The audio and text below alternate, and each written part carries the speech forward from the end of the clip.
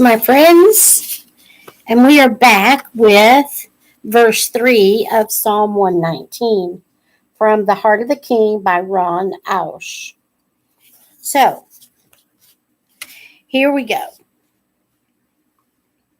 Verse 3 of Psalm 119. They do nothing wrong.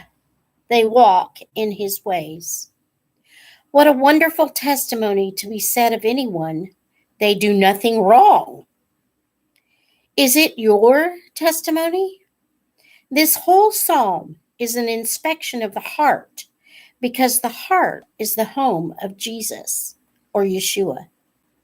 Do you love Jesus, Yeshua, enough to do nothing wrong? Do you love him enough to walk in his ways? Our love of God is demonstrated by our obedience to him.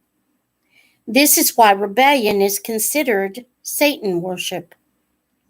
Rebellion is exactly the opposite of obedience. 1 Samuel 15:23 says, "For rebellion is like the sin of divination or witchcraft, and arrogance like the evil of idolatry."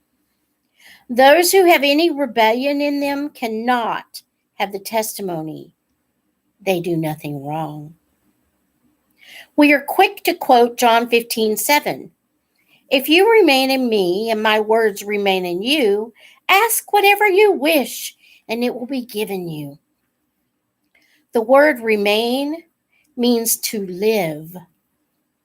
If you live in Christ or Messiah, or if Messiah occupies your whole heart, you can ask whatever you wish in prayer and it will be given you.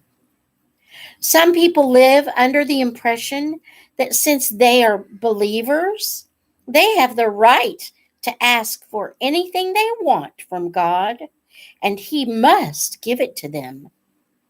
There is a condition that must be met before we can simply ask for anything and have it given to us. The condition is to have the testimony that we do nothing wrong.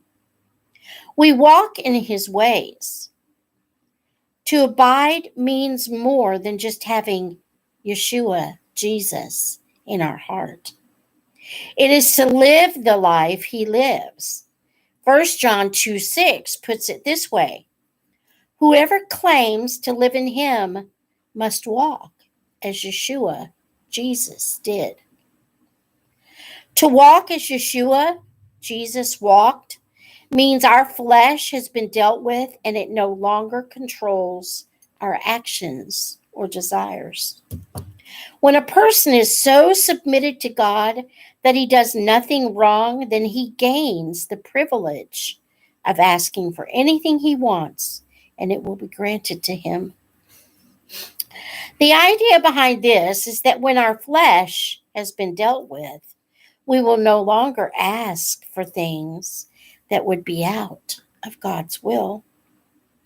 As you meditate on this verse, ask God to help you gain the testimony that you do nothing wrong. Wow, that was a powerful one. I state that I do not have that testimony, that I do nothing wrong.